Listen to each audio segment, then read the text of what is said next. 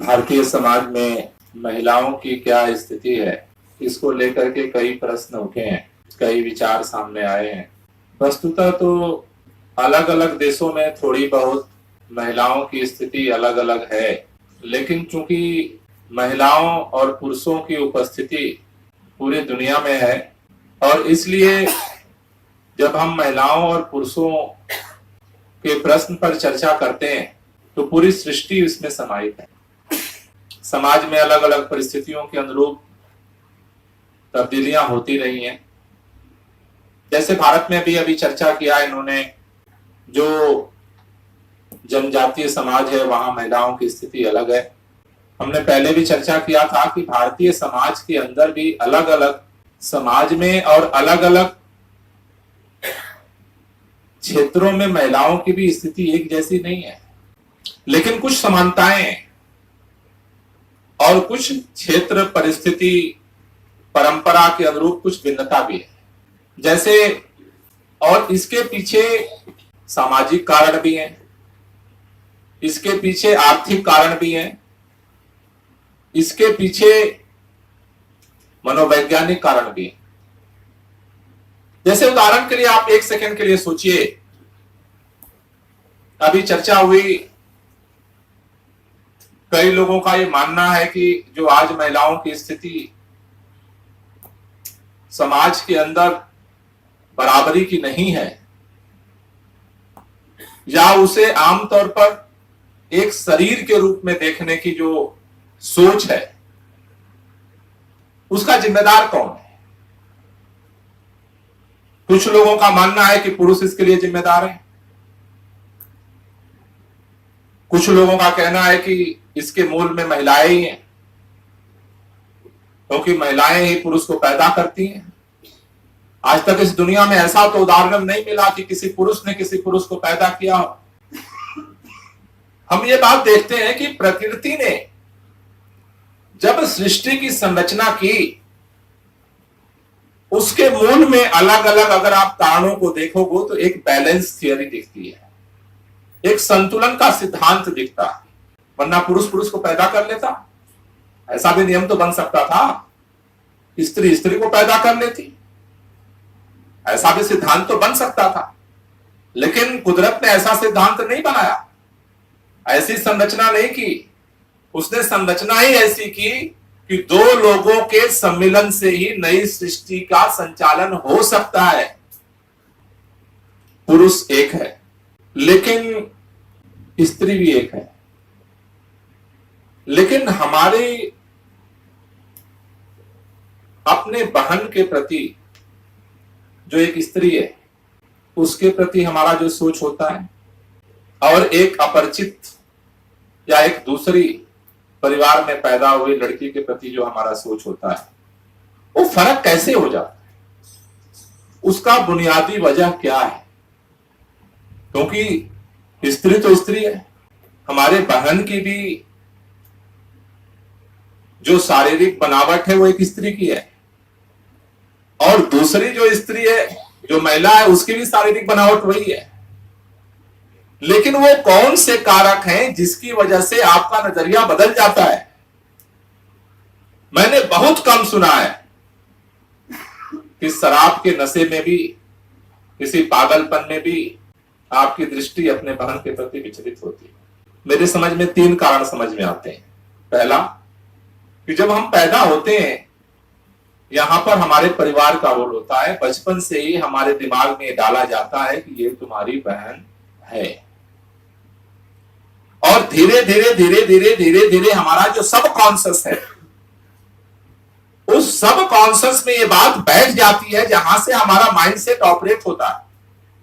शरीर पहले नहीं हरकत करती है, पहले हमारा सब कॉन्शियस ऑपरेट होता है, और फिर धीरे धीरे धीरे धीरे पूरे माइंड को अपने कब्जे में लेता है, और फिर शरीर उस तरह से काम कि हमारे परिवार के अंदर अगर बचपन से एक बैलेंस, एक संतुलित दृष्टिकोण को अगर डाला जाए तो उसका असर पूरे जिंदगी पर रहता है। अब प्रश्न यहां पर आता है कि ये काम आमतौर पर बच्चे के साथ काउंसलिंग का काम मां करती है, लेकिन माँ का जो सोच होगा वही तो वो काउंसलिंग करेगी। माँ का सोच कैसे बदलता है? माँ का सोच माँ नहीं बदलती। माँ का सोच जो हमारे परिवार में, हमारे समाज में, हमारे देश में जिस तरह का सिस्टम होता है, वो सिस्टम माँ के सोच को प्रभावित करता है। बचपन में वो ऐसा नहीं सोचती, जवानी में हर माँ का सोच दूसरे तरह का होता है, लेकिन जब इस सिस्टम से, परिवार के सिस्टम से, समाज के सिस्टम से टकराते टकराते टकराते टकराते उसको जब जीत नहीं पाती है तो वो एडजस्ट करती है, समझौता करती है और सोचती है कि जो मैंने संघर्ष किया वो न आगे करना पड़े, तो फिर उसी तरह से अपने को ढाल लेती है। तो बच्चे की सोच बदलेगी मां, और मां की सोच कहां से प्रभावित होती है? सिस्टम से, हो समाज। इसलिए समाज के अंदर का सिस्टम नहीं बदलेगा तो मां की सोच नहीं बदलेगी, और मां की सोच नहीं बदलेगी तो चाहे वो बेटा हो या बेटी हो, उसके सोच को बदलना बहुत कठिन काम। कि पुरुष वर्चस्व का सिस्टम सदैव से हावी रहा है, उसके बीच में से नए नए प्रतिभाएं निकली हैं, लेकिन ये भी बात सच है आज की परिस्थिति में कि महिलाओं को जहां मौका मिला है, उनकी शारीरिक क्षमता, उनकी बौद्धिक क्षमता पुरुषों से आगे जाकर के सामने आकर खड़ी हुई है। उसका सिर्फ और सिर्फ एक कारण है कि उनके पास कंसंट्रेशन का पावर बहुत ज्यादा होता है पुरुषों से। ये कुदरती बनावट है। इसलिए मुझे लगता है कि आज जो जहां हम आज खड़े हैं, वहां से हमें एक बैलेंस सिस्टम को बनाने की जरूरत है। न तो मातृसत्तात्मक सिस्टम आप बनाओगे तो गाड़ी आगे बढ़ने वाली है, और ना तो आज का पुरुष सत्तात्मक समाज को आप लेकर आगे बढ़ना चाहते हो तो आगे गाड़ी बढ़ने वाली। क्यों? क्योंकि देखो, आखिरकार अभी जो पूरा समाज है उसका आखिरी आश्रय घर है, और कोई भी घर अपवाद को छोड़ देते हैं, हर परिवार स्त्री पुरुष के सामंजस्य से चलता है। हम सारे क्या ढूंढते हैं? हमारे पास बहुत बड़ी दौलत हो तब भी हमें शांति चाहिए। हम सड़क पे सोते हो, आश्रय घर में सोते हो तब भी सुकून चाहिए, क्योंकि आर्थिक बनावट बाहरी बनावट है, शारीरिक बनावट बाहरी बनावट है, लिंग का जो बनावट है बाहरी बनावट है। हम सब लोगों के अंदर जो सुकून की तलाश है, शांति की तलाश है, खुशी की तलाश है, आनंद की तलाश है, वो सबकी एक तरह की है। कुछ चीजें ऐसी हैं जो सबको सुकून देती हैं, और कुछ चीजें ऐसी हैं जो सबको बुरी लगती हैं। तो चाहे स्त्री हो, चाहे पुरुष हो, चाहे वो किसी जाति का हो, किसी मजहब का हो, किसी क्षेत्र का हो, किसी भाषा का हो, किसी देश का हो, जितनी आपको बाहरी विविधता दिखती है, उन सबके बीच में कुछ तथ्य ऐसे हैं जो सबको अच्छे लगते हैं। जैसे सम्मान। किसी को भी अगर सम्मान मिलता है अच्छा लगता है। यह प्रश्न इसलिए जरूरी है, यह केवल समाज का प्रश्न नहीं है, स्त्री पुरुष का प्रश्न। हम सबकी जो सारे दिन भर की, दिन रात की, पूरे जिंदगी की दौड़ के बाद जिन परिवारों में स्त्री पुरुष समानता है, जहां पर मैत्री भाव है, दोस्ताना रिश्ता है, सबके रास्ते काम अलग अलग हो सकते हैं। ये बात ठीक है कि एक आदमी को सफाई करने का काम है, उसको सफाई करने की जिम्मेदारी है। एक आदमी को फाइल चलाने की जिम्मेदारी है तो फाइल पढ़ने की जिम्मेदारी है। लेकिन इन दोनों के कामों की विविधता के बावजूद भी दोस्ताना रिश्ता बन सकता है। स्त्री का अपना काम है, पुरुष का अपना काम है। दुनिया में हर व्यक्ति का काम एक नहीं हो सकता है, लेकिन उन सारी विविधता के बावजूद एक दोस्ती का रिश्ता बन सकता है। और मुझे ऐसा लगता है कि चाहे वो पिता और पुत्री हो, मां और पुत्र हो, पति और पत्नी हो, जितने तरह के रिश्ते हैं, मुझे उसमें लगता है कि दोस्ताना जो रिश्ता है, जहां हम अगले की कमियों को भी बर्दाश्त कर सकें और अगले की अच्छाई की भी तारीफ कर सकें, ये रिश्ता अगर हम बना पाते हैं सारे दायित्व और सारे जिम्मेदारियों के बावजूद, क्योंकि हमारी जिंदगी में भी परिस्थितियां बदलती रहती हैं। हम जब छोटे होते हैं तो एक बेटी होती है, कोई बाप होता है, एक ही परिवार में बहुत तरह के रिश्ते हैं। मुझे लगता है कि अगर इन सभी रिश्तों के बीच में एक दोस्ती का रिश्ता हो, दोस्ताना रिश्ता, वो एक ऐसा संबंध है जहां से हम संवाद की गुंजाइश बनती है, और संवाद एक ऐसा रास्ता है जहां से समझने की गुंजाइश बनती है, और उसी गुंजाइश से हम एक दूसरे को समझ करके और एक दूसरे की सोच को भी बदल सकते हैं। दोस्तों की बात हमें बुरी नहीं लगती, पति की बात बुरी लगती है। शायद एक समय में एक ही बात एक दोस्त कह रहा हो और एक पति कह रहा हो, दोस्त की बात समझ में आती है, पति की बात समझ में नहीं आती। एक ही समय में पत्नी कह रही हो और कोई दोस्त कह रही हो, पुरुष को अपने महिला दोस्त की बात समझ में आती है, पत्नी की बात समझ में नहीं आती है, क्योंकि संवाद की गुंजाइश है। जब संवाद की गुंजाइश जब खत्म होती है, वहां से प्रभाव पैदा होता है, क्योंकि आप समझाना नहीं चाहते हो, फिर ऑर्डर देना चाहते हो, चाहे वो पत्नी दे रही हो चाहे पुरुष दे रहा। फिर जब ऑर्डर आप पास करना शुरू करते हो, संबंध वहां से खत्म होना शुरू होता है। और ये संवाद अगर स्थापित होगा तो परिवार में तभी जाकर के आप सुकून के लिए जब चारों तरफ लड़ करके, भाग करके, दौड़ करके परिवार में आप जाते हो, आज परिवार का सुकून गायब हुआ है। ऐसा लगता है कि सोच के लेवल पे एक संतुलन दृष्टिकोण की जरूरत है, और उसके मूल में मुझे लगता है कि दोस्ती का जो रिश्ता है, प्यार में भी अपवित्रता होती है, दोस्ती में नहीं होती, बहुत थोड़ा सा फर्क है। कभी कभी हम लोग कहते हैं प्यार भी अंधा हो जाता है, दोस्ती अंधी नहीं होती, क्योंकि दोस्ती के बीच में दूसरे का सम्मान, दूसरे की डिग्निटी, दूसरे की कमी और दूसरे की अच्छाई के साथ हम स्वीकार करते हैं। दोस्ती में पाने की जगह देने का भाव ज्यादा होता है, और अगर सचमुच कहें तो दोस्ती में ही सच्चा प्यार होता है, शारीरिक आकर्षण में सच्चा प्यार नहीं होता। तो पति पत्नी का रिश्ता हो, माँ बेटे का रिश्ता हो, बेटी बाप का रिश्ता हो, किसी रिश्ते में पहली चीज तो मुझे लगता है कि एक मैत्री भाव को लाने की जरूरत है, सोच के लेवल। ये इससे हमारा साइको वर्ड तैयार होता है, हमारा मनोविज्ञान तैयार होता है, जो हमारा सब कॉन्शियस है माइंड, जिससे हम आमतौर पर ऑपरेट होते हैं, वो तैयार होता है। और उसकी शिक्षा अगर हम बचपन से बेटे बेटे को भी देते हैं, या जहां भी हम खड़े अगर करते हैं, तो इससे मुझे लगता है कि एक सब कॉन्शियस में बदलाव होगा। और सब कॉन्शियस क्या होता है कि चूंकि आमतौर पर देखो,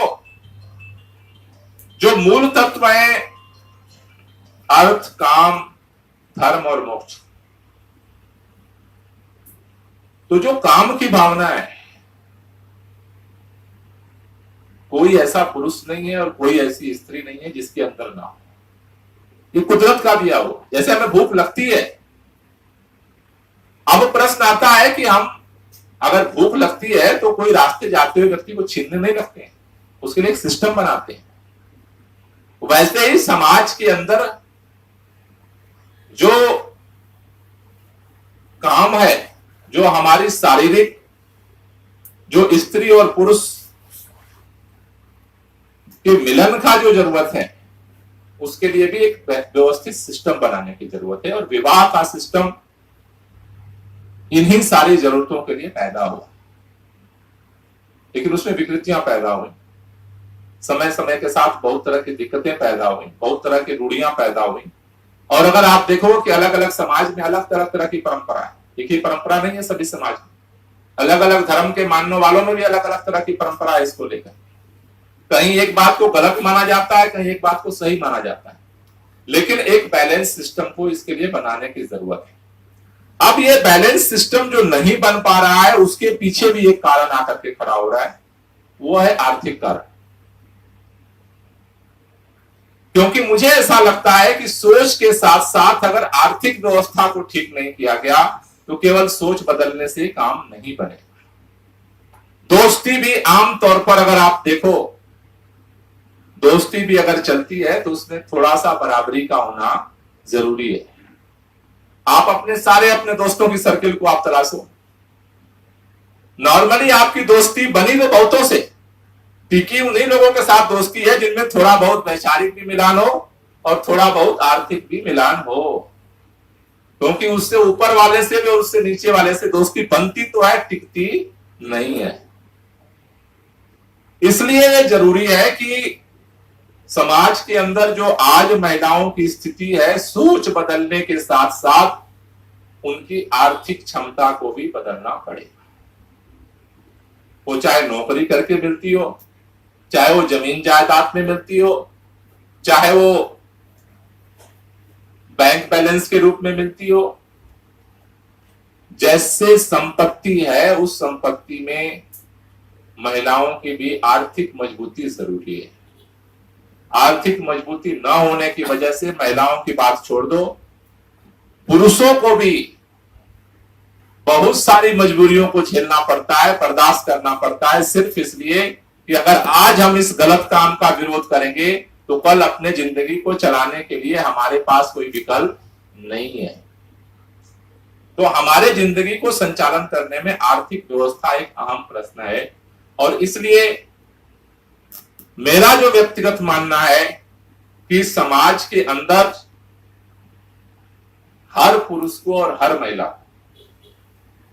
किसी जाति का हो, किसी मजहब का हो, किसी क्षेत्र का हो, किसी भाषा का, एक न्यूनतम आर्थिक गारंटी होनी चाहिए, मिनिमम गारंटी होनी चाहिए। अगर एक सभ्य समाज है, एक विकसित समाज है, तो एक मिनिमम आर्थिक गारंटी होनी चाहिए।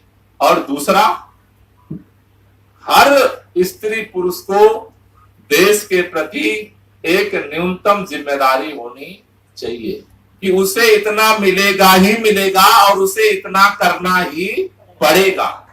उसके बाद उसकी प्रतिभा, उसकी क्षमता, उसकी परिस्थिति, उसका ज्ञान, उसका विज्ञान उसके आगे लागू होना चाहिए। एक लेवल पर बराबरी की स्थिति आनी चाहिए। उससे मुझे लगता है 100% तो नहीं, लेकिन हम 70% समस्याओं के समाधान की तरफ जा सकते हैं। एक बैलेंस दृष्टिकोण पैदा हो सकता है, एक संतुलन दृष्टि पैदा हो सकती है। स्त्री पुरुष संबंधों को अगर बदलना है, उसमें एक्सट्रीम कोई दृष्टिकोण, चाहे पुरुष सत्ता हो या महिला सत्ता हो, सत्ता हर समय वर्चस्व की तरफ बढ़ती है और वो किसी को दबा करके ही पैदा होती है। समाधान इसका यही है कि संतुलन दृष्टिकोण को पैदा किया जाए। और दूसरा, महिला पुरुष के प्रति जो लगाव होता है और बाप का बेटी के प्रति जो लगाव होता है, उसका एक नेचुरल प्राकृतिक कारण, वैज्ञानिक कारण, लेकिन उसमें भी खासतौर से महिलाओं का जो पुरुष के प्रति लगाव है वो आर्थिक व्यवस्था से जुड़ा है। चाहे अनचाहे एक प्राकृतिक लगाव के अलावा एक साइकोलॉजिकल दबाव होता है कि कल हमारी जिंदगी इसी के भरोसे चलनी है, चाहे वो माने या न माने। बेटा क्या करता है वो अलग मसला है, लेकिन एक भय होता है कि अगर बेटा हमसे विद्रोह कर दिया तो मेरी जिंदगी का क्या होगा। बेटी के लिए हर समय मन में रहता है बेटी पराई है, इसे किसी न किसी के घर जाना है। तो इसलिए मेरे समझ से जो बात निकल करके आती है वो ये कहती है कि एक तो मिनिमम आर्थिक गारंटी हो, स्त्री पुरुष के संबंधों में बराबरी का रास्ता तभी खुल सकता है। दूसरा, कि सोच के लेवल पर जैसे हम एक बहन के प्रति काउंसलिंग करते हैं, मां के प्रति काउंसलिंग करते हैं बच्चे की, उसी तरह से हमें स्त्रियों के लिए बच्चे के अंदर एक सेंसिटिविटी को पैदा करने की जरूरत है और वो काउंसलिंग से धीरे धीरे बन जाता है। जैसे काउंसलिंग का असर देखो आप, 4 बच्चे पैदा हुए हॉस्पिटल में। एक हिंदू का बेटा था, एक मुस्लिम का, एक सिख का और एक ईसाई। 4 मां के कोख से पैदा हुए। उन चारों बच्चों को अदला बदली कर दो। सिख का जो बच्चा था उसको मुस्लिम के घर, और मुस्लिम वाले बच्चे को हिंदू के घर, और हिंदू वाले बच्चे को ईसाई के घर। उन माँ बाप को नहीं पता है, बच्चे को चेंज कर। जब वो बड़े होंगे बच्चे तो क्या बनेंगे? जो उनकी जिस परिवार में उनकी परवरिश होगी वही बन जाएंगे। तो बाई बर्थ तो कोई हिंदू मुस्लिम सिख ईसाई होता नहीं। उसकी काउंसलिंग हम करते हैं, धीरे धीरे धीरे धीरे धीरे उसको हम हिंदू बना देते हैं, धीरे धीरे धीरे उसे मुसलमान बना देते हैं, धीरे धीरे धीरे धीरे उसे सिख बना देते हैं, धीरे धीरे धीरे धीरे उसे ईसाई बना देते हैं। फिर एक दिन वो बोलता है मैं हिंदू हूं, मैं मुसलमान हूं, मैं सिख हूं, मैं ईसाई हूं, फिर वो बन जाता है। ऐसे ही तो बनते हैं हम सारे लोग। और कोई तरीका है हमारे बनने का? पैदाइशी कोई कुछ बना हो आप बता दो। कुदरत तो हमें सबको एक इंसान के रूप में ही भेजती है यार। तो काउंसलिंग से अगर इतना फर्क पड़ जाता है, औलाद तो हम हिंदू के परिवार के थे, परवरिश हमारी मुसलमान के घर में हो गई तो हम मुसलमान बन गए। ये संस्कार हैं। और इन सब चीजों को बदलने के लिए एक जो वर्तमान इन सारे सिस्टम को चलाता हमारा राजनीतिक सिस्टम है। इन सब चीजों को बदलने के लिए राजनीतिक सिस्टम को बदलना पड़ेगा, क्योंकि वो सूत्रधार है इन सारे चीजों के पीछे। जब तक वो नहीं बदलेगा आर्थिक सिस्टम नहीं बदल सकता। आर्थिक सिस्टम नहीं बदलेगा, माँ की सोच नहीं बदलेगी, और माँ की सोच नहीं बदलेगी तो परवरिश नहीं बदल सकती, और परवरिश नहीं बदलेगी तो समग्रता में बदलाव का रास्ता नहीं बनेगा। इसलिए इन कारणों को समझना जरूरी है, और इन कारणों के तह में जाकर के जो उसके मूल कारण है उसे बदलना जरूरी है। उसी बदलाव से नया रास्ता बनेगा, नया समाज बनेगा, नई सोच बनेगी, और एक संतुलन के साथ शायद परिवार हो या समाज खुशहाली का जिस आनंद की हम सब तलाश में हैं उसका भी रास्ता बनेगा।